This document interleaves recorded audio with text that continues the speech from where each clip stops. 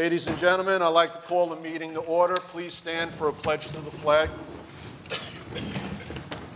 I pledge allegiance to the flag of the United States of America and to the republic for which it stands, one nation, under God, indivisible, with liberty and justice for all.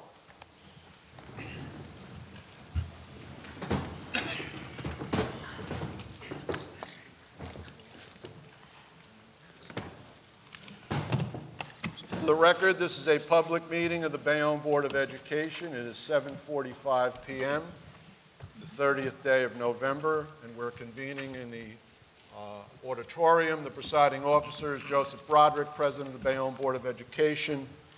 Those in attendance include Dr. Michael Wanko, Superintendent of Schools, Mr. Kenneth Kopaz, Assistant Superintendent for Personnel, Dr. Gary Maida, Board Secretary, Mr. Leo J. Smith, Jr., Assistant Superintendent for Business, Dr. Dennis Degnan, Assistant Superintendent for Curriculum and Instruction, and Mr. Mitchell Pascal, our Board Counsel. The meeting's open to the public. I'll take a roll call. Trustee Cruden? Present.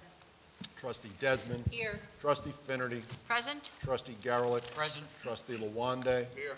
Trustee Munoz? Here. Trustee Ryan? Here. Vice President Wilbeck? Here. President Broderick? Here. Before we start tonight's meeting, Dr. Wanko, we had a presentation for one of our employees. I'll ask Dr. Wanko to make the presentation.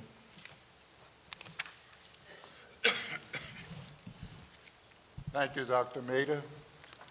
We had a slight accident with a bus which did not cause any injury to anyone other than the bus itself, but it was all due to the experience and quick thinking of the bus driver who did an outstanding job to prevent an accident on the Turnpike Bridge. Mr. Smith read a letter at our last meeting regarding the incident itself. And I don't know if you want to give a short recap, and then we'll have him up for the certificate. Yes, we had a field trip from Bayonne High School, and bus driver Renee Numana here, who's with us, please stand up, man, because what you did was absolutely marvelous.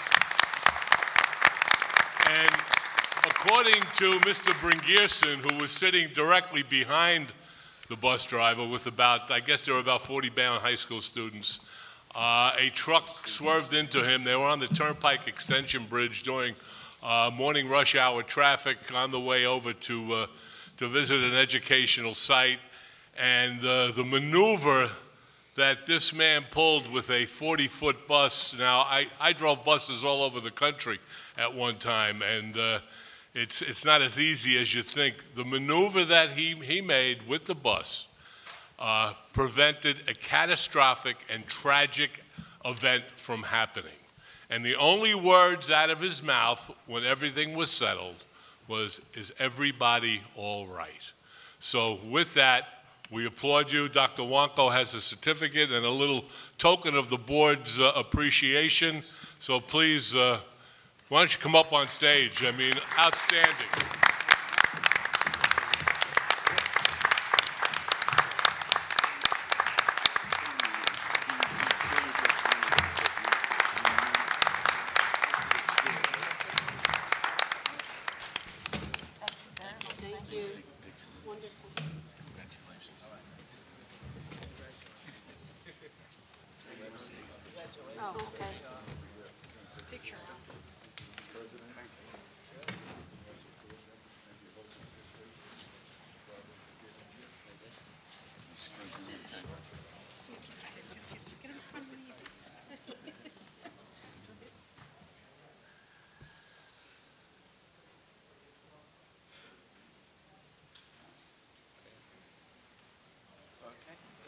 Thank you very much.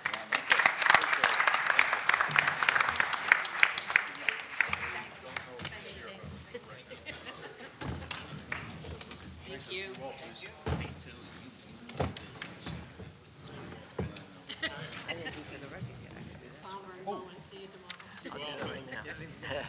All right, for the record, adequate written advance notice of at least 48 hours was given the time, date, and location of this meeting, with the agenda was provided as follows. Notice was prominently posted in City Hall at 630 Avenue C on the bulletin board reserved for such announcements of the Board of Education. The board secretary sent such notice to the Jersey Journal and the Bayonne Community News. Notice was filed with the municipal clerk of the city of Bayonne, Mr. Robert F. Sloan. And would Abigail Isaac be here? Yes? Abigail? Yes? Okay. One other piece of business. Whereas this Board of Education takes particular pride when seniors attending Bayonne High School distinguish themselves and bring honor to themselves, their family, school, and city. Whereas Abigail Isaac, a senior from the class of 2018, has been named a semifinalist in the National Merit Scholarship Program. Whereas Abigail's achievements are the result of her dedication and commitment to her academic studies, therefore be it resolved that this Board of Education wishes to offer its heartfelt congratulations to Abigail Isaac on her achievement of the National Merit Scholarship semifinalist. And this is by the Committee of the Whole.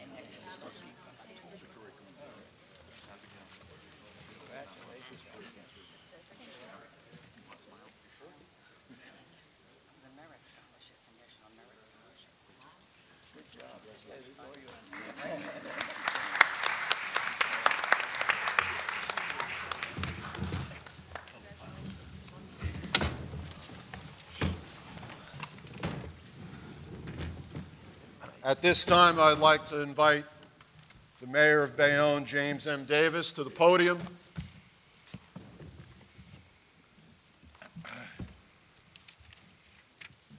Good evening. Good evening to everyone here up on the dais, to all our citizens and teachers behind me. To Dr. Wanko, I just want to say thank you. When this audit came out, I reached out to you, asked you if we could have a meeting and have the state auditors here because it seemed to leave a lot of questions unanswered from when people were reading it, and I'm hoping tonight answers those questions for everyone. I want to thank you because as soon as I called you, you answered me right back and said it absolutely will happen. To everybody on the board, thank you for all that you do. We all know that this has been a tumultuous year. Okay, I don't know that we're going to answer all our questions tonight. I don't know what's going to happen going forward. What I do know is that our job is not done. And I'm here to say to each and every one of you, as the leader of this city, that I will do anything and everything that you need to work side by side with each and every one of you so that we can learn from our past, fix our mistakes, and go forward as a district together. We owe it to the people, to the teachers, and to the students of this city. And I thank you for all that you do for the city. It's not an easy job. I fully understand what each and every one of you is going through. But I just want to sit here and go on record saying that I'll stand right by your side and work right next to each and every one of you. Thank you so much. And at this time, I'd like to turn the meeting over to our business administrator, Mr. Leo Smith. First, Oh, I'm Mr. sorry. Smith, if I can cut in there, I was going to make a brief statement. So I'm hoping that what I say might give a little clarity to what's going to go on tonight. So if you bear with me for a few minutes, I'd like to just inform you of what we've kind of found out or discovered ourselves. On behalf of the Board of Education, I'd like to clarify a few things related to the state audit report that was released on November 14, 2017. The state auditors indicated that on June 30, 2016, the end of our fiscal 2016 budget, which is, remember this now, that's a 2-year ago budget, the district had a fund balance of $5.4 million. That is the exact same amount of the total fund balance that our local auditors from Donahue, Gironda, Doria, and Tompkins reported in the 2016 Comprehensive Annual Financial Report of our CAPRA. When the district adopted the 2017 budget, the board dedicated $1.5 million from the $2.5 million fund balance for the June 30th, 2016 to help support our fund, the budget in lieu of the rising property taxes. That means that at June 30th, 2016, we had a $3.9 million in the fund balance. That was available to be allocated or saved for future needs.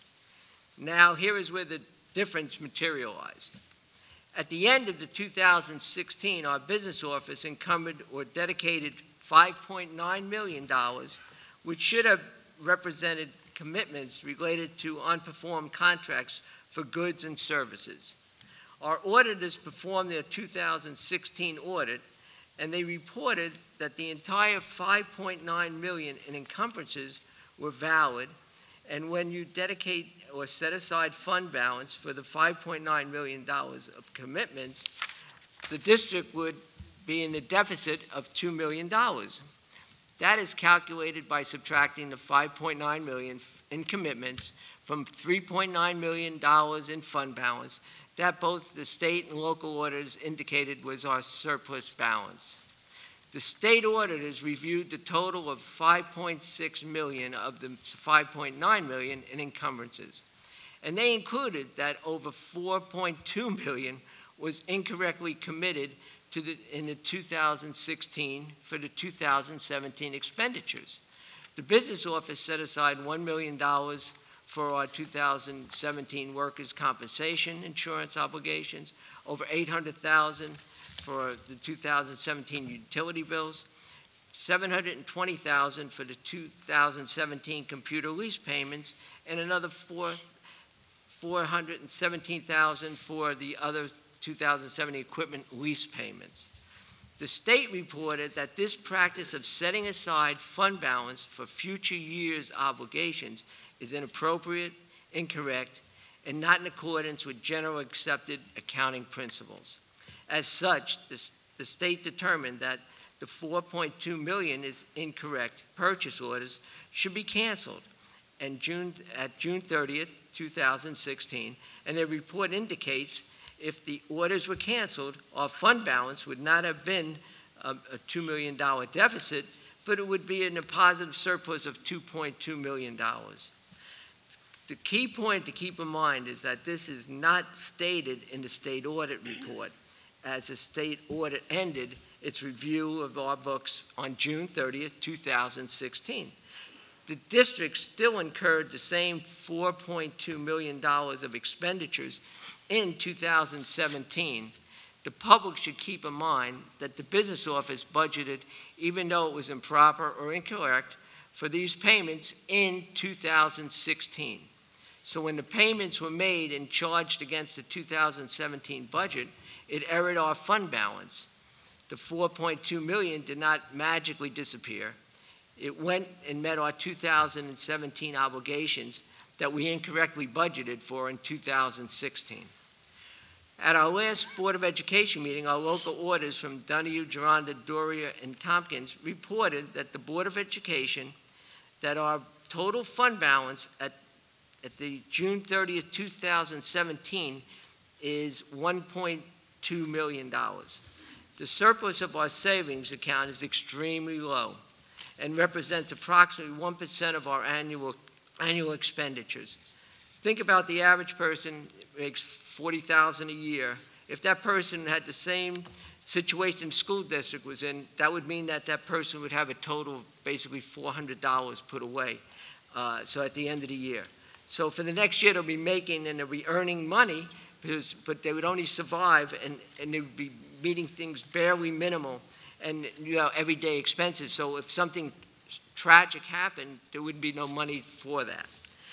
That takes the district into 2018.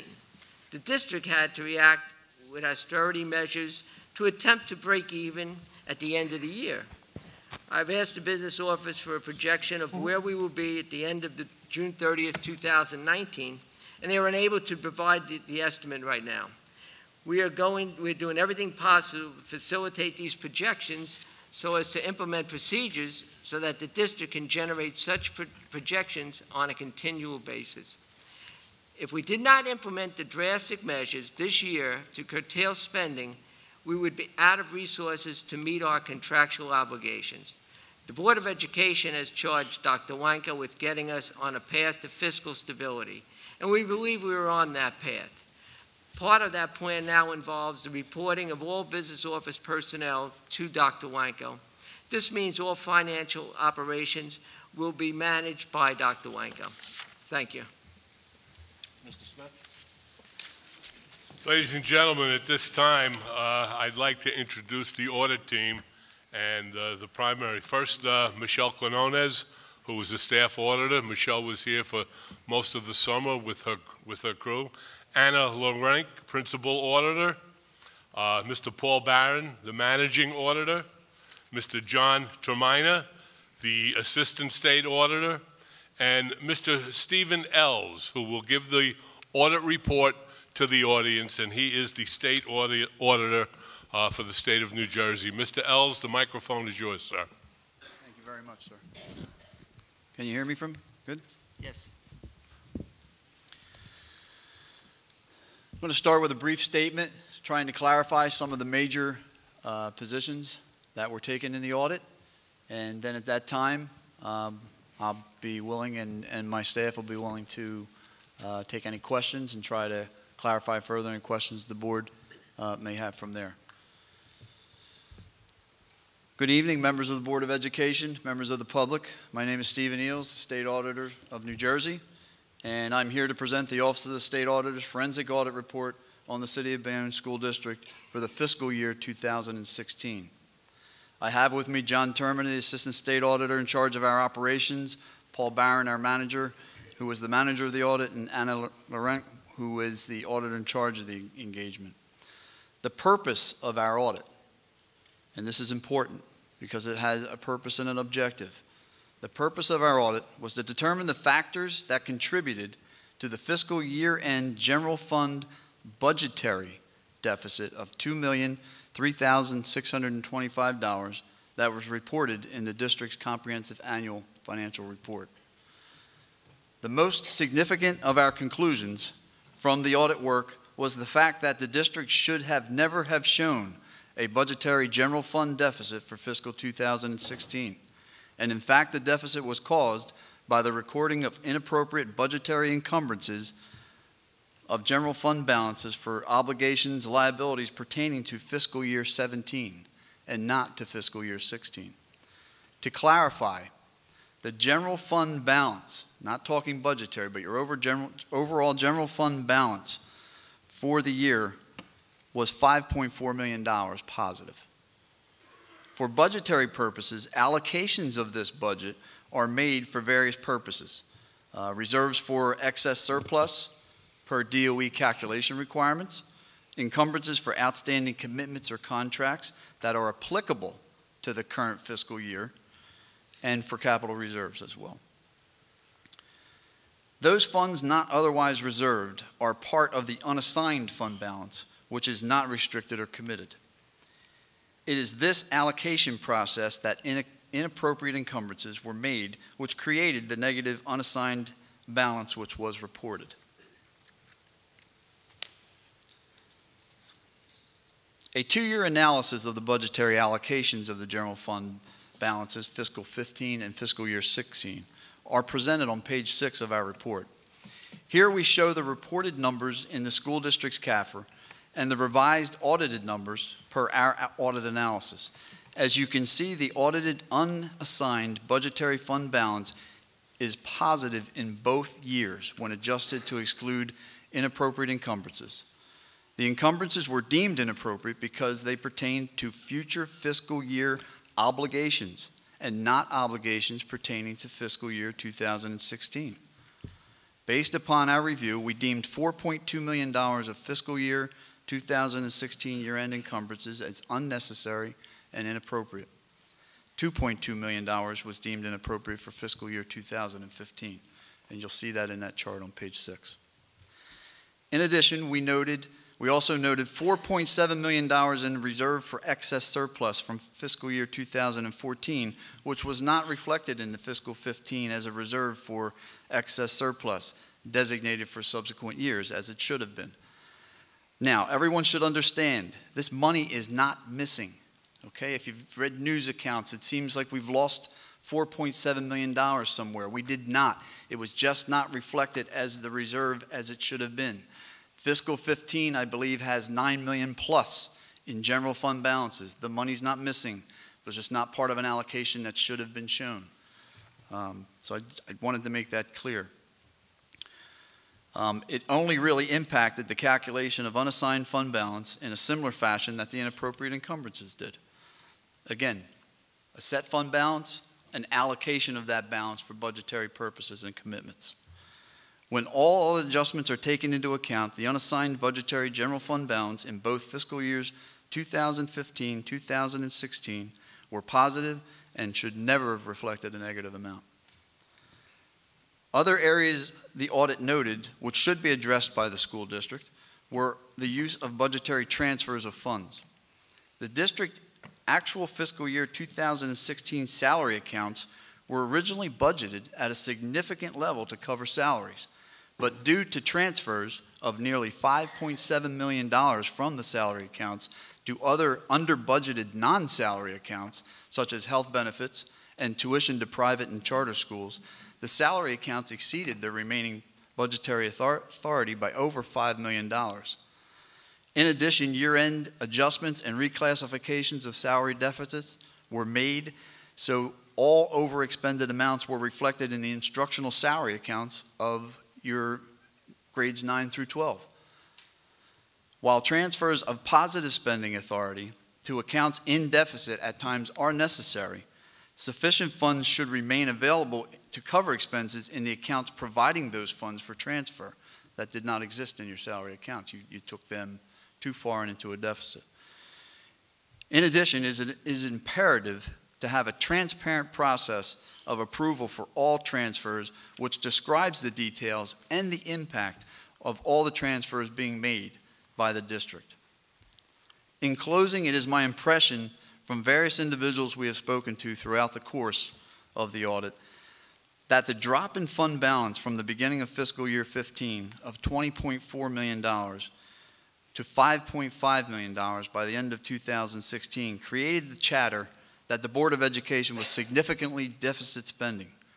The fact of the matter is the settlement of a significant liability, the teacher's contract in 2015, accounted for almost all of this drop in fund balance. Fortunately, the district had been prudent enough to set aside funds each year to enable them to handle the liability. But that type of a cushion no longer exists, and if a similar issue were to present itself in the near future, it would provide significant financial pressure to the district. Our office will also be conducting a compliance review of the school district next January, which would not be this one, January of 2019 it would be, to follow up on the district's compliance with our audit report recommendations. That is a requirement we have based on statute that we do compliance work on all of our previous fiscal year work. You're in fiscal year 18, so that ends June 30 of 18, would be followed up in January of 19. So your school district, we will look again at the different recommendations and issues that we had with this report to make sure that corrective action has taken place, and we will report to the legislature based on the corrective action that we see. With that, this concludes my remarks, and I'd be happy to answer any questions about the report or its conclusions. Thank you, Mr. Ellis. I do have a couple of questions, some from the board, some from the audience that I have. I'd like to start out with one of the things that I'd like to ask is, many people in Bayonne, we thought that these problems started probably from the year 2014. There was talk about, maybe you can explain why you chose the year 2015-16 as your audit year. The statutory requirement of the forensic audit law that sits in the Department of Education's legislation, but it has us mentioned in there that anytime a school district runs their unassigned general fund, unassigned budgetary fund balance to a deficit, that triggers the state auditor. It's going to trigger, what it triggers is a report from the Department of Education putting Bayonne on a list of school districts that have, quite frankly, have broken the law. I mean, by taking your unassigned budgetary fund balance into a deficit, you've basically spent or allocated and contracted for funds that the voters have not approved for you to spend. And that's against the law in the state. And so that's why that gains the attention of the Commissioner of the Department of Education, and it actually triggers that forensic law that we came in and audited under. So that's why we're looking at fiscal year 2016. That's why we're here.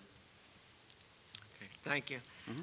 Next, I'd like to ask, and I thought I read this in the report, but do you agree with that the procedures that the Board of Education had to make last year regarding the layoffs and tax increases? Did you guys agree that that was a necessary procedure for us to go forward? It's not for us to agree. I mean, again, we're looking at a specific time frame, and we had a specific answer and objective to answer for. What we did put in our conclusions is that you did take some measures that we thought would provide savings to fiscal 17 and to fiscal 18. I mean, we can comment on that. That's factual. The necessity and whether other decisions could have been made, that is purely up to the Board of Education, and those are decisions that you make. We would never set policy for any school district. That's why we mentioned them in our conclusion, that those positions were taken, that those measures were taken by the board, and that there was a cost savings that would be generated by those positions taken. We would never make a comment as to whether that was the right direction to go or not. That's your call as the Board of Education. All right, thank you. Mhm. Question was, why didn't you sit down with the Board of Ed after the audit was over, or somebody to explain it, kind of prior to it went into the papers and kind of the miscommunication began? Sure, we did. I mean, there was a post-audit conference. I could check with Paul. I'm not sure who the individuals were, but we have a our process as auditors are, we bring everything to you before there's any public report going out. So you know exactly what is going to be reported, what we're saying. Explanations can be given at that point in time, but it's called our post-audit conference. And so prior to us even we discuss a draft of the report at that time and all the findings and issues. Again, I could find out the list of who was part of that conversation, but we do have a post-audit conference, and then our policy is to come back. If there are any adjustments from that conversation, maybe we've got something we will, want to say a little differently based on an understanding from the individuals we meet with, and then we issue you a draft report to respond to. So you actually had a draft report to respond to in a response period where questions could have been asked, as well as this post-audit conference where questions could have been asked as well. So we actually give a couple of opportunities before the report is actually public. I just know that nobody on the board was part of that I could tell you. Okay. For whatever reason. Okay. So it's just a business administrator, so that we would hope that communication would follow through, but Okay, so you only met with the business administrator? Yes. Okay, thank you. Let me finish and then we can get on. Let's see here. Just trying to get somebody on this. What recommendations or plan of action do you recommend so that it doesn't happen again? I was hoping you'd say that kind of the procedures we made were kind of in the right Again, direction. it's along the same lines. I mean, but it's a nice seat to sit in here and say we basically describe what the issues and the problems were. The fix is up to the Board of Education. We are not policy setters. Even when we write reports for the legislature in our state are the policy setters. The state auditor is not. What we do is we display the facts and we let you know the situation. We lay out recommendations on, for example, I'm adding transparency to the transfer process. That really needs to be much better understood so that you realize that other accounts that are in deficit are being fed by an account, the salary account, which was always fine. Yet when you get to the end of your budget, your salary account for grades 9 through 12 is the only thing showing a deficit at the end of the year. How are you ever going to address the other budgetary issues if you're not aware of those transfers taking care of those deficits? That process for the board needs to be very transparent so that you actually understand the impacts of where money is coming from and how it's going to impact those accounts and the accounts it's going to. We have deficits to cover. We need to make sure we address that in the next budget, or otherwise those deficits are going to still be there because you've covered them up with other accounts. Finally, I think you agree with, I think, what we have felt up here, that accounting mistakes were made and procedures were made, but that certainly there was nothing illegal done in any of these matters that went on. Not at all. Anything, I mean, again, it's, there in the budgetary process, there is some leeway. And, to make the determination of whether somebody just made a bad decision or whether something was intentional, very, very fine and tough line to draw. If we actually felt that there was something intentional trying to be hidden, I have an obligation to report that, and we have done that in the past, not in this case, to the Division of Criminal Justice, if we think there's any type of fraud or wrongdoing occurring. Not the case of what we felt here. We just felt some decisions were inappropriate as we reported.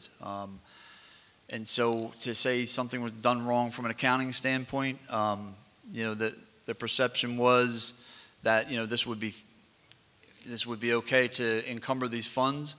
Those are decisions that were made by the board, by the way. You're the one that presents to your auditor those financial statements. The auditor is opining on them that your books and records match what's being summarized in that CAFR report. Certainly if something is out of line with standards, they're there to correct that. Encumbrances does not have a lot of language around the encumbrances, so you're really looking for something that is an actual current obligation contract. That's funds that should be encumbered. And if I could put an example out there, you did a great job with the teacher's contract that was settled in 2015. You started putting money away for that in 13 and 14. If you look at your fund balance growing from, I believe, around $8 million to the $20 million over that 2 years, you were encumbering money because even though you were going to pay those monies and settle it in 15, those were retro payments that were for 13, were for 14. It's appropriate to show that money and encumber it as an obligation against 13 because had you done a salary raise every year, you would have had to pay that in 13. That's a perfect example of a good reason to use encumbrances. And you did, as I had said in my comments, you did a prudent job of covering a $10.5 million payout. You'd be hard-pressed if you have those kinds of obligations in front of you now. You'd be hard-pressed to take care of that with the fund balance you have now. Does any board member have a question they'd like me to ask? Did I answer? If not, I appreciate your time coming. I hope this clears up a lot of things for a lot of people, and I hope so. thank you and your staff for everything you've done. Okay. Thank you, sir. Appreciate it. Thank you very much.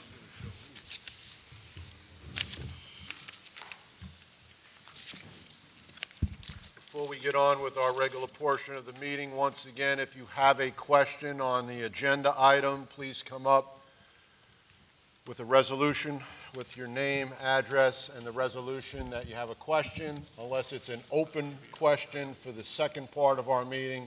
But please, yes, but I'll let him go first, but I just need him to write something down. So last chance on a question before I get started.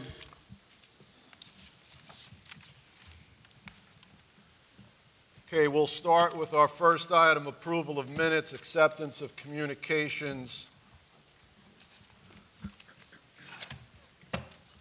Do I have a motion? I move. And do I have a second? I'll second. On that motion and second, Trustee Cruden, Yes. Trustee Desmond, Yes. Trustee Finnerty, Yes. Trustee Garlick, Aye. Trustee Lawande, Yes. Trustee Munoz. Yes. Trustee Ryan. Yes. Vice President Wilbeck. Yes. And President Broderick. Yes. We also took care of our commendation for Abigail, which will take us to, thank you, which will take us to our first consent agenda items, which are curriculum and instruction. We have a group of resolutions, A1 through A33. Do I have a motion? I'll move. And do I have a second? I'll second. On that motion and second, Trustee Cruden, Yes. Trustee Desmond, Yes. Trustee Finerty, Yes. Trustee Garlick, Aye. Trustee Lawande, Yes.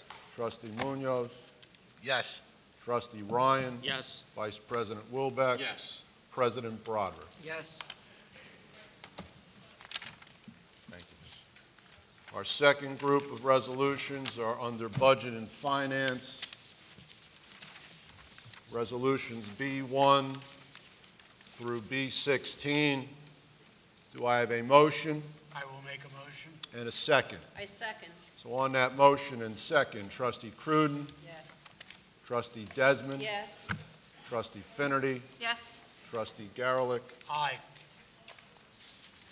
Trustee Lawande, Yes. Trustee Munoz, Yes. Trustee Ryan, Yes. Vice President Wilbeck, Yes. President Broderick. Yes. And I'll remind the public that all our resolutions are on our bulletin board.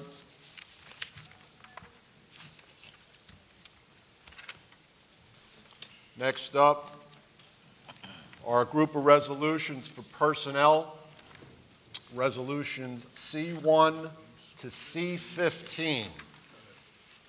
Resolution C16 is being moved to non-consent.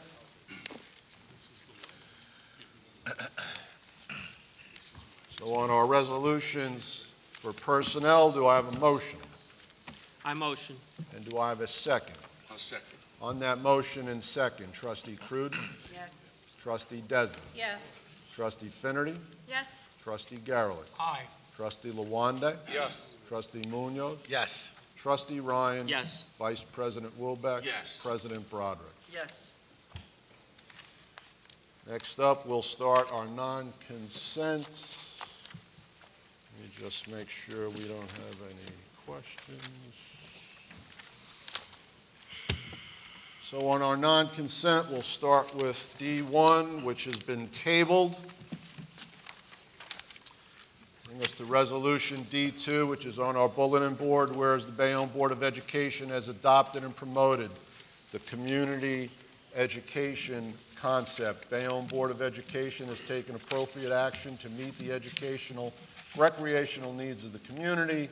Be it hereby resolved that based upon the recommendations of Dr. Michael A. Wanko, Superintendent of Schools, the personnel named on the attached sheets are hereby appointed to the positions as listed to serve in sessions as dated. These appointments are on a as-needed basis or subject to sufficient class enrollment. Do I have a motion I'll move. and a second?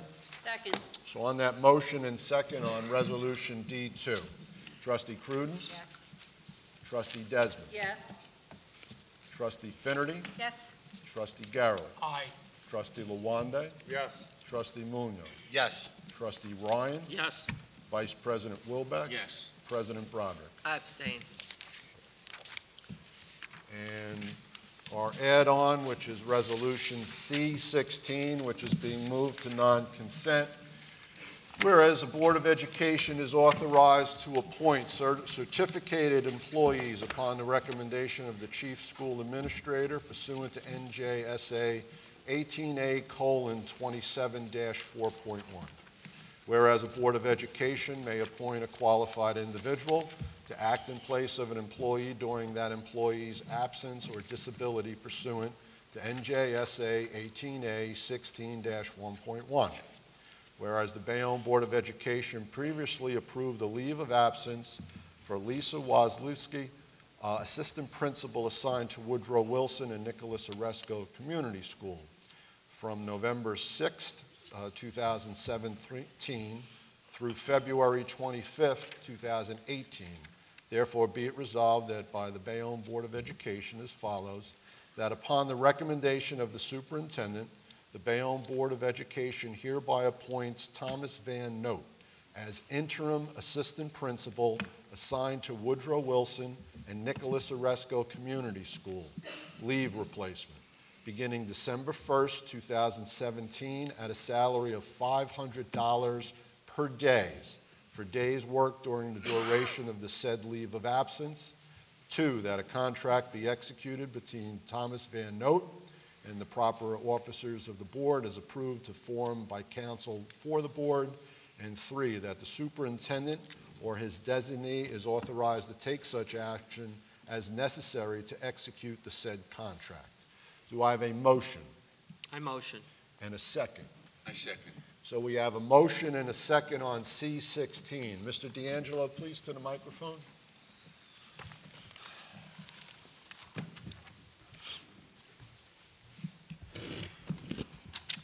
I'm questioning, is it necessary to put a substitute vice principal into this position for the month and a half, or December, 2.5 months? We had talked about vice principals throughout the system last year. The union complained that the cost for those vice principals was excessive. It fell on deaf ears until you ran into whether there was a deficit or not. Apparently there isn't anymore, but that's why you cut the vice principals. And it seems that those schools are running perfectly fine. I don't hear anything from any school that there's a problem that you don't have because you don't have those vice principals, which just goes to prove what we've been trying to tell you all along. You didn't need them in the first place, and you spent $500,000-600,000 extra to put them there. Now, I understand why the young woman is taking a leave. Fine. Do we need to replace that person at $500 a day when I would point out that the contract that the teachers got the last time, they didn't get a $500 raise a year. This person's making it in one day. Something is out of line besides the budget. I would hope going forward that the lesson that was taught from this budget shows you what you need to do.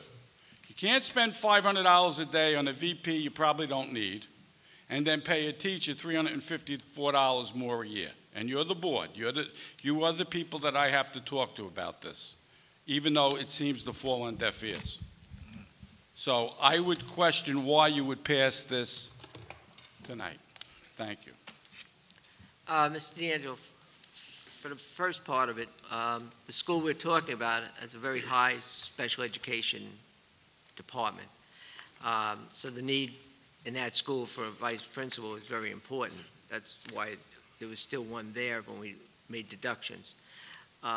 Second, we figured that we would not do, it was an important matter that Mr. Kopaz and Dr. Wanko explained to us, that in the past we would take a teacher out of a classroom, and now that classroom, that classroom doesn't have a teacher for the next 90 days.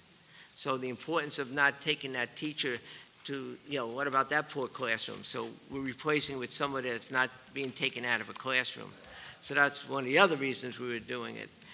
Finally, we told Dr. Wanko we can't do this because we don't have money, and he assured us that he would make changes in other places to, fit the bill here as far as paying that salary. Maybe, I don't know if Dr. Wanko or Mr. Kopaz, you'd like to add to that? What Mr. Broderick just said is correct, and I think, Mr. D'Angelo, you have been around the state, and you know it is the practice that interims fill in for positions rather than pulling teachers out of the classroom and disrupting the classroom environment. We do have administrators that we are paying an additional salary to supervise after-school programs, which I am cutting back on, and that's the money we are using for the interim position to cover for this particular position, and if something comes up in the future. So it's not any money coming out of anywhere else other than administration to pay for administration. You're welcome. So C16, we have a motion and a second on the resolution. Trustee Cruden? Yes. Trustee Desmond? Yes. Trustee Finerty? Yes. Trustee Garelick? I'd just like to comment on this resolution. While I understand all of the logic and rationale that went into bringing this person on board for $500 per day, I totally disagree. That I think when we went through some of the major cuts on this Board of Education, there were a number of assistant principal qualified in this district that perhaps we could have utilized in this situation. I understand the situation that taking them out of a classroom would require some other movement.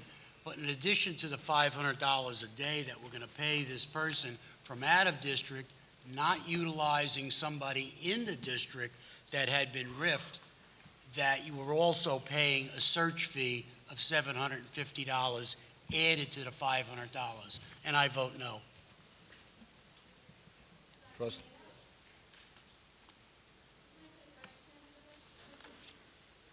Hold on one second. We're in the middle of a vote. Well, let me make sure that, I take that You've back. already started the vote on it. But there is a question that I didn't realize was for this resolution. Okay? So I understand we're in the middle of a vote, but I guess for fairness, there is a question from the audience on this resolution. So please state your name, It's Marguerite Simpson. your address, and you'll get 3 minutes. 819 Avenue C, Bayonne, New Jersey. And it's just a question about the, this A16, I believe it is. Okay, was it posted? Was the position posted? I know that the dean position wasn't originally posted, but was this position posted? We do not post for the substitute position or the interim position. So Was none not. of the administrators in the district had an opportunity to? Well, explain to me how they would leave their administrative job to fill another I job. simply asked a question. Was it posted, and was I said no, anyone it in the was not. city? I Okay. said no, it was not posted. Okay. And then you asked me then, how could someone in the district apply if it wasn't posted? And my answer was, if they are currently in an administrative position, how would they leave that to take a 90-day temporary job? Then we would have to fill that position. Okay, I understand that, but I'm just simply asking, because some of the people with administrative certificates might have wanted to apply for that. That's all I'm asking. Okay, I can answer that. The Okay. question was, if somebody in the district has an administrative certificate who's not in an administrative role, could they have applied? That's what you're asking?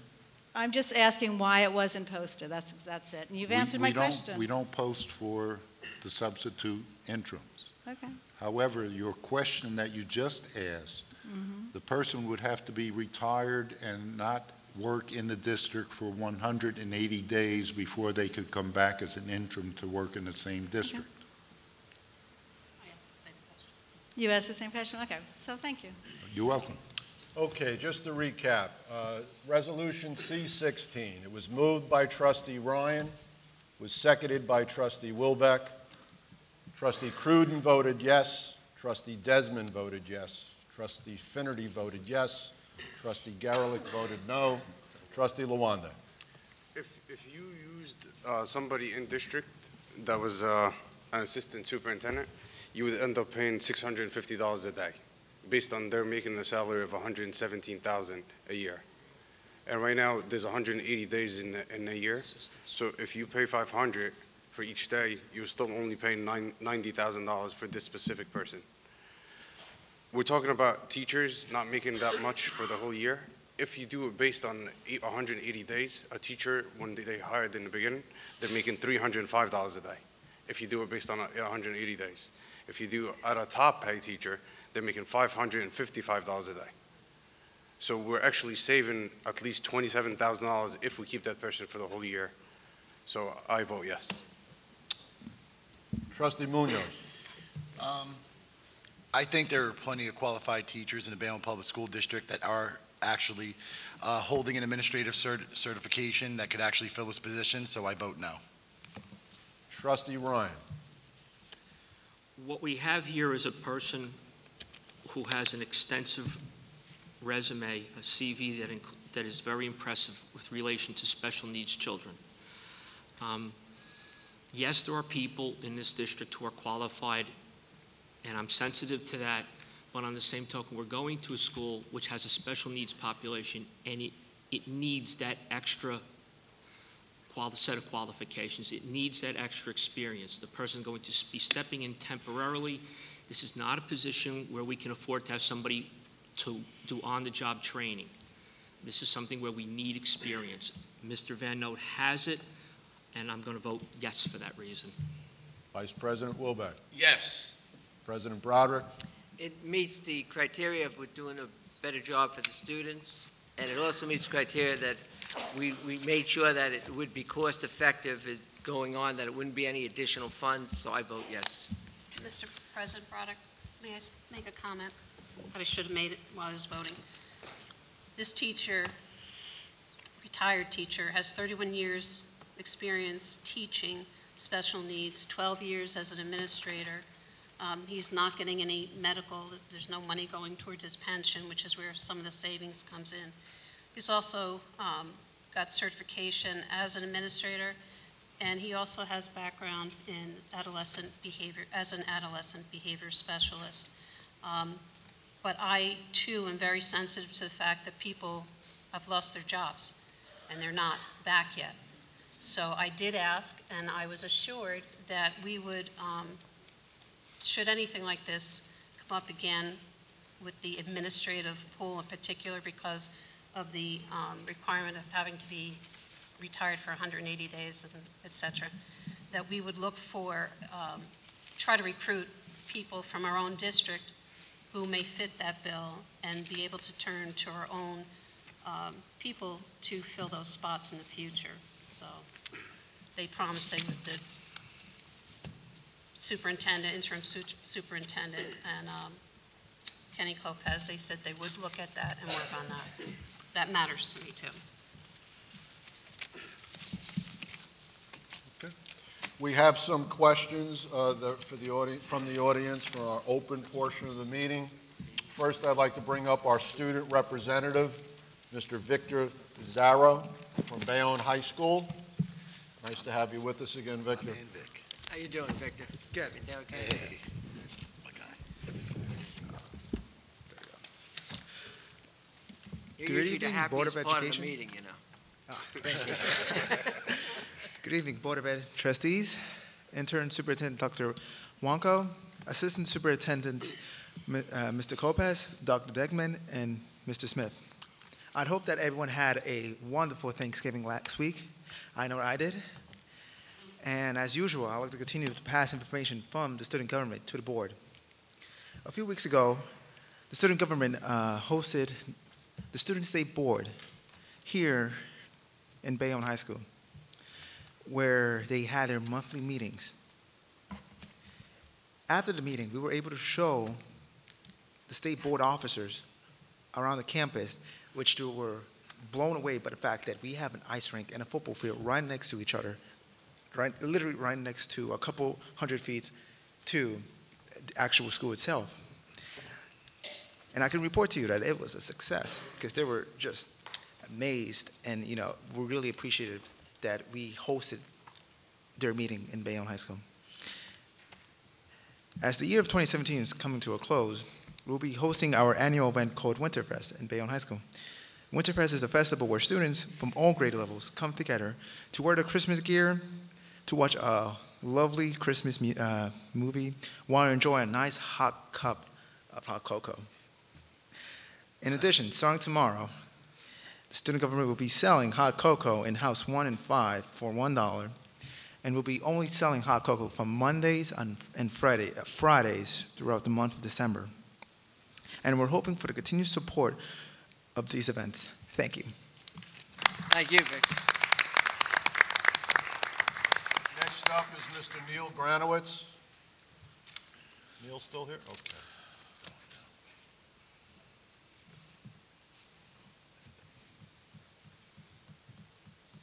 Neil, just state your name and address for the recorder, and you have 3 minutes.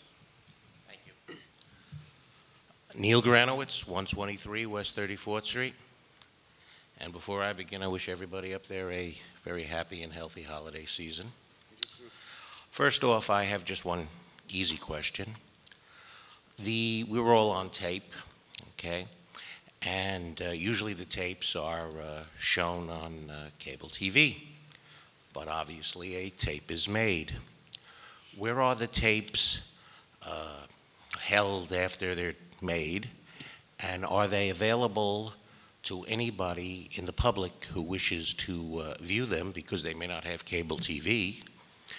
And do you have to go through any circumstances like sign it out like the library?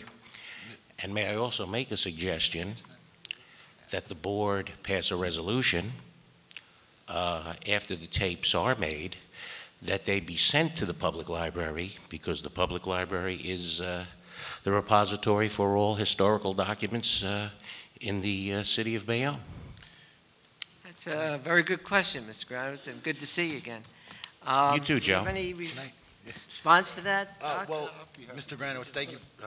I think it's an excellent suggestion, and I will get together with the cabinet and we will develop a policy that will bring to the board that will do basically what you're saying. We'll have an archive in the public library of those tapes so that anyone could check them out, similar to checking out a book. It's an excellent idea.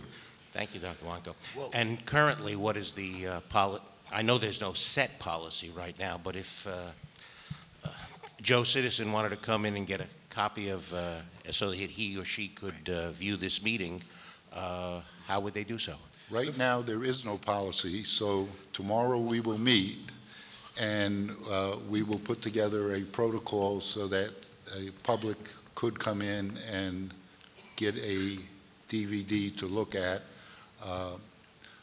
But I have to check now on the cost of the copy. If the person brought in their own DVD, that's no problem. But it would be minimal, and I think we could absorb that in our existing budget. But we would have to set up the protocol for it the same way as you would have for the library. Right, I understand that. Or Mr. Granowitz, I could also suggest, instead of buying a DVD or going through that whole process, the Board of Education, those fine people over there, our audiovisual staff, they put it on YouTube for free every month. So all of our... Not everybody has a computer. Well, that is true, but if you don't want to come in here, YouTube is also accessible too, and it's memorialized forever. Okay, so but the question, I don't wish to be argumentative, but the question remains, okay, where... I can answer the question. Thank you. The old-fashioned way is what we always do, is an Oprah request, and a citizen can get anything they want if they just forward an Oprah request to me. People have done it in the past. They've asked for particular resolutions or and they're held in your or tapes. And Gary, they're held in your office. Well, they're not held by me, but in turn, I could get to our audiovisual people and go into the archives and get whatever's needed. So, okay. Oprah request is always the first place to go, and then obviously central office will work on something with new policy. Very good. Thank you for your time. Thank you, Okay. Mr. Granowitz. Next up, Sudman Thomas and Lorenzo Richardson. And if you'd please just once again state your name and your address for our recorder.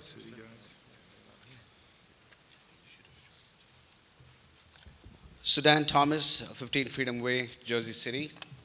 Good evening, members of the board and members of the public. My name is Sudan Thomas, and I serve on the Jersey City Board of Education. I'm the current vice president. I'm also on the board of directors of the New Jersey State School Board Association. I come here this evening, not really with a question, but to share some concerns and some work which we have done, which I thought would be useful for the members of the public here at the board.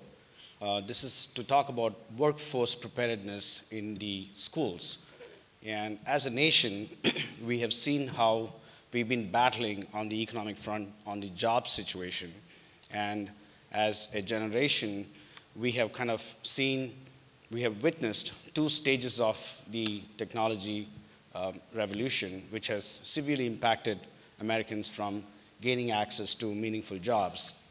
In the first phase, we saw what we call as near sourcing of jobs, where we saw bank tellers being replaced by ATM machines and self-gas pumping machines, which have in a way impacted job numbers, but which have not been highlighted in a large manner, but it has been happening right in front of our faces. And then in the midterm, we've seen what we've seen as outsourcing of jobs, where we've seen a lot of jobs which would or should be happening in the United States being taken out to Europe and to Asia. But now we are on the cusp of something even more dramatic, which is the advent of robots. And I've come across various studies which say that robots will be consuming human jobs at a far greater rate than what we have seen with near sourcing of jobs and outsourcing of jobs. I recently came across a study which said that by the year 2050, about 60% of the jobs in Las Vegas will actually be performed by robots. Now, in Jersey City, we created a workforce committee in the beginning of this year to try and see how we could integrate workforce preparedness into middle school and high school. And we were pleasantly surprised a couple of months ago when the New Jersey State School Board Association also came up with the idea of figuring out a pathway for non-college bound students to start preparing them to align them with the modern day demands of the workforce and the industry. So I'm here this evening to very quickly share that we have done some great steps. We have achieved a lot of steps in Jersey City, and obviously our work is now translating up to the state level. But if you folks in Bayonne can try and start attending the NJSBA meetings in Trenton and possibly communicate with us to try and see how we can, being close to each other, Jersey City and Bayonne, being part of the same county, if we can collate resources and try and see how we can partner with corporates. We have, for example, Goldman Sachs in Jersey City. I don't know even if 10% of the workforce is from Jersey City. So if we guys can put our heads together and try to see how we can collate our resources and share our resources and work together so that we can put our kids on a pathway to success. I'm here because I believe that we are the greatest nation in the world. We put the plane on the sky, we put the train on the railroad, we put the car on the highways. We made Google, Yahoo, Facebook in-house. We didn't outsource. So to preserve the greatness of our nation, I think we should be alert and vigilant about what's coming up and prepare our kids so that we can preserve the greatness of our nation and keep up a bright future for our kids. Wish you guys a happy holidays. God bless you. Thank you. Thank you.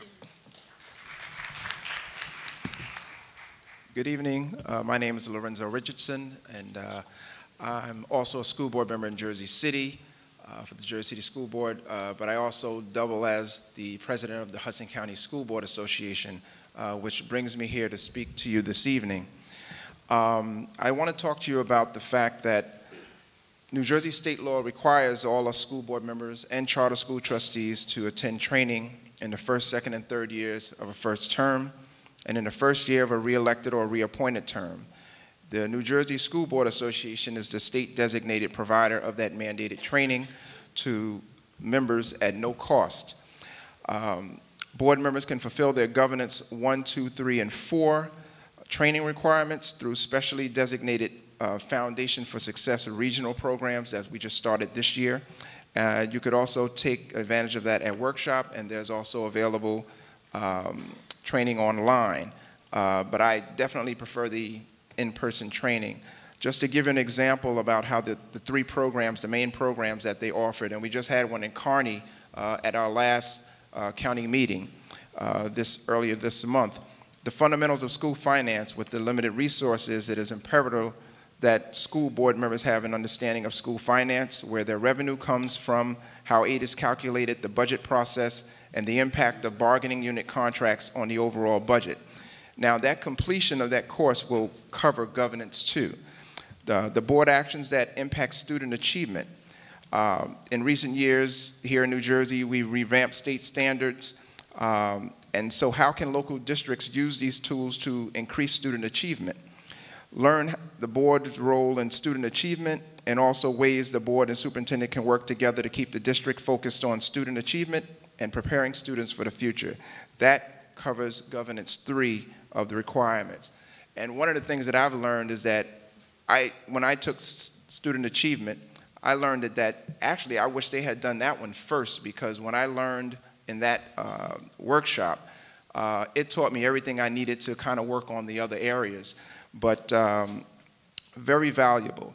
And the advancements in school law, whether it's a new legal ruling, a clarification of an existing law, or a new ethics advisory opinion, we should be aware of the changes of the law that affects our operations. So in this advanced governance course, board members receive comprehensive training in the most legal decisions and administrative determinations affecting public education in New Jersey. And I just took that this past month, which was very informative. And I invite all of you to attend whatever meetings you can for our county. We encourage full participation. We encourage you to come and learn from other districts, because we have a lot of conversations that go on where we really learn some great things, and they bring in some great experts that give us a lot of information that allows us to really become well-informed board members, and well-informed board members run districts very well. And so we want to make sure that everybody has the tools they need to be successful for our children. And I thank you for this opportunity to speak before you, and I hope that you all have a happy Merry Christmas, and of course, a Happy New Year as well. Thank you, and God bless. Thank you. Thank you. I'd just like to respond to the gentleman. I appreciate them coming here tonight. I know the county does a great job. As far as the governances go, I can just say that I know myself, Trustee Wilbeck, Trustee Rolandi, and Trustee Finity.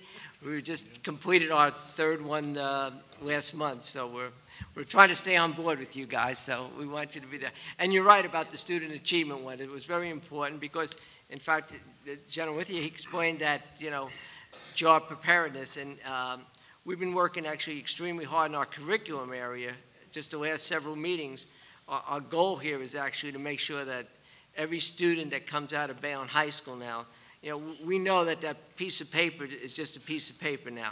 They have to have a plan. They have to be going to college. They have to have a skill. And basically, they got to have a skill. We want everyone to be, when they step out here, they're going to be able to make a living somewhere.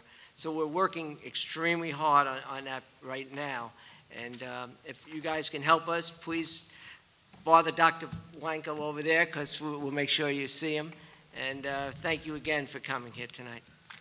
President Broderick, we already have the contact information. He gave that to Mrs. Trions, and we're going to be setting up a meeting shortly. All right. Thank you again. Next up, Alicia Luzotsky. It's Henry Harris, PTA President, and she's also our Hudson County PTA President. Congratulations. Thank you. Good evening. I come to you as a parent of 3 children, also the local PTA president. I can say that I'm proud in the respect that we've been through a very turbulent position over the past few months. One thing it's done, it's united the PTAs, the PTOs, and the PTCs in town. We've crossed lines, but it was for a good reason, to unite for the betterment of our children and our school system. On May 8th, we hosted the protest in regard to the outcome of what was presented. We've waited a long time to see what happened tonight. We had t-shirts made with the hashtag 287. It's still up on our Facebook page because we're still affected by that. Tonight, we got some answers. We heard that $4.2 million was incorrectly encumbered, whether it was for workman's comp, utilities, computer lease balance, equipment lease. It was a mistake. There was also many adjectives that the accountant tossed around during his presentation. Unnecessary, inappropriate funding, improper, incorrect, errored. Mr. Broderick, you're a nice gentleman, but with all due respect, your response of "it is what it is not acceptable. To me, I say that no, it is not what it is. We have to examine it for what it is. It's mistakes. It's inappropriate funding. How can we as parents be assured that this won't happen again? You can't assure us that. Mr. Smith, in answer to the audit, or at the end of the audit, your letter dated November 8th, 2017, states that if you have an employee health issue, you call out to the medical inspector. If there's an asbestos issue, you call out to that consultant. When it came to the accounting, you provided the accountant with that responsibility. If all you're doing is calling out, is that not a glory? Please let me finish. I think I said I relied upon the accountant to do his job. So if you're reaching out to all of these areas, to me, that just sounds like a glorified receptionist. Well, it's not a glorified receptionist. And in fact, May I finish? why don't you come and spend a day with me? May I and finish? you'll see what a glorified receptionist does. May I finish? I'll take that as a yes. There needs to be more done. It is not what it is. We as parents, we as PTA members, we as taxpayers expect more. We ask that you take this under consideration. And finally, my question is anyone going to apologize to the teachers and the children for the torture and the tears that they were put through? I can address that a little bit. First of all, and actually Corey's here tonight. He's from the Jersey Journal. Corey and I spoke for about several minutes, at least regarding the audit report. And when I spoke to him, I went on several times about my disappointment in the report, saying it really didn't give the closure we needed to have the answers we had. At the moment, when I spoke to him, I wasn't even aware of the fact that they were going to come speak to us. I found that out a little bit later. Finally, I said, we discussed it. We said, the terrible part about this is it just seems like an accountant made a few mistakes, but where is all this money? We're all asking the same questions that you're basically asking. And then finally, I just out of frustration, I said, we have to move on. This is what it is. It wasn't me speaking for 5 seconds going, it is what it is. Trust me, I'm as concerned about this as anybody in the room. We've been doing nothing but trying to find answers. Going on to that, your part about, and what we're happy, if you think we're not working for people, out of that 287 you're talking about, there was 73 teaching positions. Out of those 73 teaching positions, now let me explain, those positions are still gone. We're working here this year with 73 less teaching positions. But of those 73 people, we know of 8 people who are not working right now, somewhere. So it isn't like we just abandon everybody. 8 out of all those people at this moment, and we don't know whether they have a job or not. We just don't know about them right now. As far as the labor force, the custodians and those people, every one of those people, even though we're less 10 positions, every one of those people have a position right now. They're working. And the same with the secretaries. We're down to 2 secretaries that weren't able to come back as of now and don't have a position somewhere else as of now.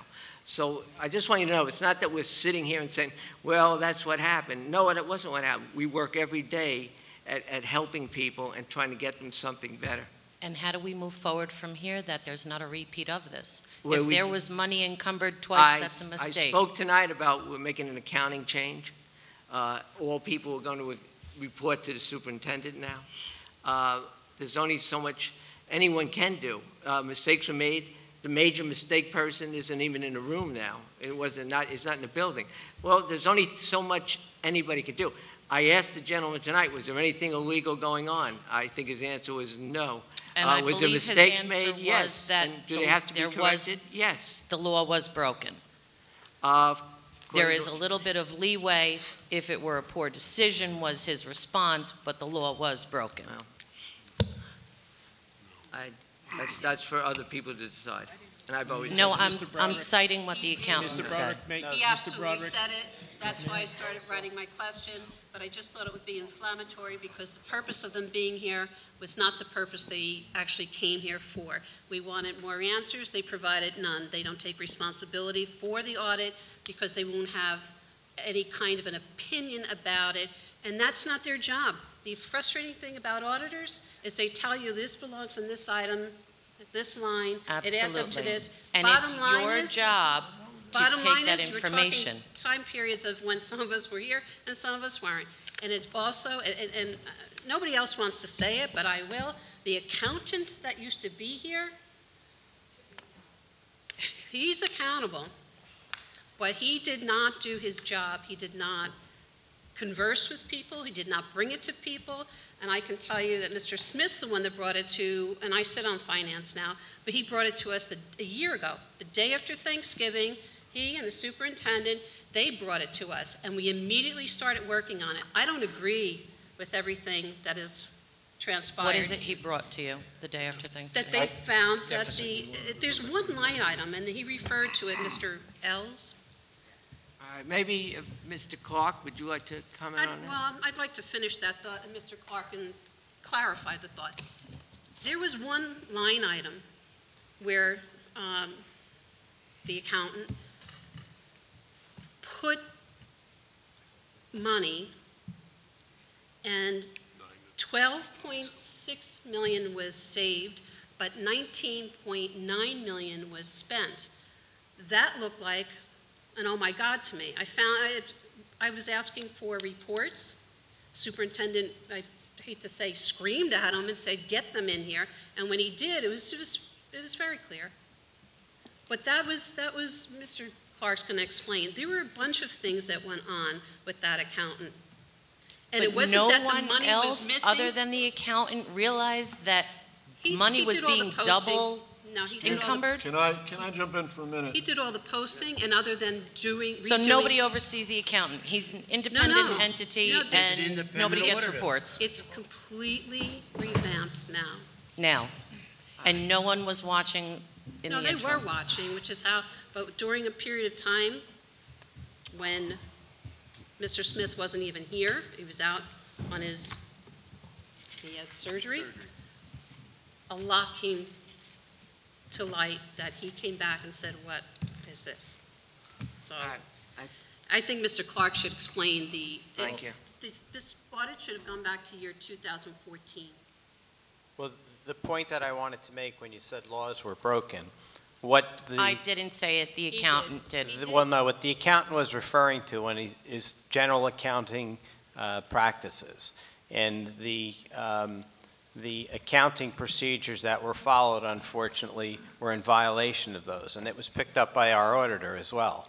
And as he said, it's not a criminal offense. It's not, there's not a law in the books about that, but there's practices that a CPA is expected to follow. And our accountant was a CPA. And it was the expectation of the board, the expectation of the superintendent, the expectation of the business administrator that what we received would be accurate. And unfortunately, audits don't occur until after a year is completed, and then it's concluded. The information is given to us halfway through the next year. And for several years, the work of the CPA was spot on. We never had an issue with it. And for some reason, then during this period of time, we had a serious issue. And then, of course, we had to make up for the settlement for our negotiations. And the way he recorded it, he had money escrowed for 4 of the 5 years. And then the 5th year is when it really depleted our surplus going forward. But again, these were accounting errors that were made. And the board relied on the conclusions that were given, and unfortunately, the last half of that year, or the last 4 or 5 months of that year, the board did not receive the statements that it should have on the budget. Because you expected too much of the accountant. No, I don't think we I'm sorry, expected. but I honestly think that you can't make the accountant fully accountable when you have so many other people that should be supervising, watching, and aware as well. There are reports, there are budgets. My only thing to you, take it into account. Unfortunately, I have to interrupt you because the 3 minutes is up, and even though people are answering your questions, if anyone else has anything left to say based on Alicia's questions, if not, I'm going to move on to the next speaker. Thank you. Any other answer? Next up is Mr. Anthony D'Amico, 73 West 6th Street. I remind everybody it's 3 minutes plus your answer. Anthony D'Amico, Please go through the 73 West chairman. 6th Street. Couple questions. Since I'm going through the chairman, why were you guys not informed by the BA for the post-audit communications? Say that again? Can I answer that? Go ahead. Can you repeat the question, Robert? Why did the auditor said that he had the communication with the business administrator, why wasn't that relayed to the board? Since you guys said that you guys weren't aware of it, so I'd like to get that answer. We were directed by the audit team that this could not be shared. In fact, I will share with you actually the response. The business administrator contacted the auditing team and asked if it could be forwarded to the entire board because the initial report that was sent said it was confidential. And Mr. Smith contacted Mr. Barron and said, thank you for the report. Can I now share this with the board members? Regards, Leo Smith. And the response from the auditing team was the report is still confidential until it is officially released in accordance with the process identified in the response letter, at which time the audit report will be mailed to the interim superintendent, board president, and yourself. It should not be shared prior to that time. Now, after that statement was made tonight, I said to Mr. Smith, I think you need to clarify this, and he did, and he went out and spoke to Mr. Ells, and he said that it was a breakdown in communications. Okay. So the accountant reported to who? Who was his immediate supervisor? The accountant reported to the business administrator. So as a leader, you're responsible for the people that work under you, correct? You're responsible for managing them, and the expectation is that they're going to do what they're supposed to do. And in fact, when it was brought to our attention by the auditor that the general accounting practices were not followed, we immediately looked into it and then took action as an entire board. We put into effect a remediation plan, and we have a new accountant. Okay. So now you said that the new policy is that the accountant is going to report to the superintendent. Am I correct in understanding that? The accounting functions are going to be managed by the superintendent, correct?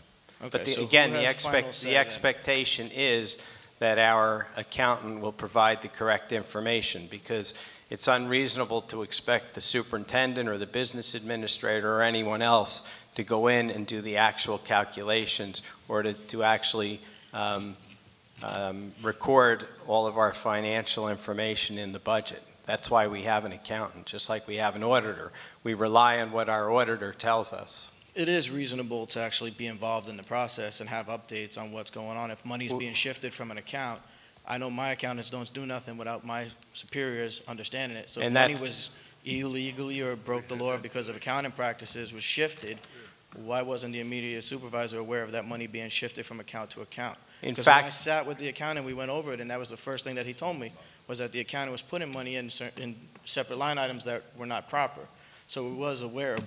How does that happen without your immediate supervisor's approval? in fact, we did do resolutions, and we subsequently sent them to the state to show that the board passed resolutions transferring money. And as you saw tonight at our board meeting, we transferred money. So that's something we've done, and in fact, it's also monitored by the county. Anthony, thank you, but we're over our 3 minutes. problem. Our last question, Mr. Barry Dugan, 796 Avenue A.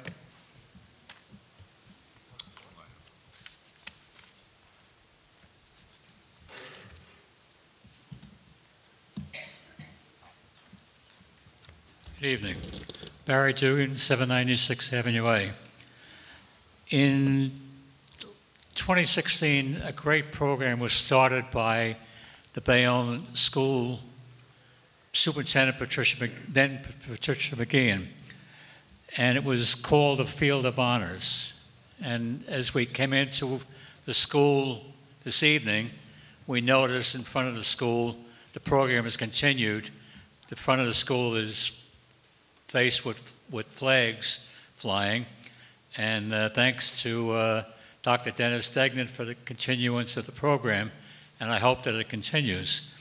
Now, former superintendent of schools, Patricia McGeehan, made an offer to the school board to purchase a plaque to recognize this event, which is occurring now in the month of November, and the hope of the veterans is that it continues to go on for a long time to come in the month of November, because it recognizes veterans who have served our country over the years that are members of our community.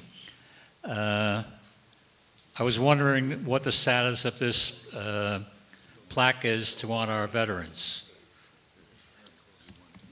It's the first I'm hearing of it. Doc, do you have any update on that? Yes, the superintendent did say that she would like to donate a plaque. The only issue was it was a little later, and our concern was our program was set, but it was something that we definitely look forward to the future. So the intent then is to accept the former superintendent's offer to purchase a plaque? Yes, and to give it its due, a specific, when it's hung, the actual respect, and give it its due. That was the plan. The concern was a timing concern. As you know, a lot of planning goes into the Field of Heroes. And it's not just the flags; it's the collection of the donations. It's the reaching out to the honorees. My concern was that it was just a little late, and we weren't going to have time to stop the program to do that. But it was something that we are looking to do in the future. Yes. All right, Dr. Degnan. Thank you very much. Thank you. Thank you, Mr. Dugan. And Mr. President, that is all I have for this evening. That's all. Any other questions? I guess not. I hope not. Motion to adjourn? Motion by trustee Lawande, second by trustee Cruden. I have a motion and a second to adjourn. Trustee Cruden? Yes. Trustee Desmond? Yes. Trustee Finnerty? Yes. Trustee Garlick? Trustee Lawande? Yes. Trustee Munoz? Trustee Ryan? Yes. Vice President Wilbeck? President Broderick? Yes. 9/11. Trustees, we're back in the boardroom.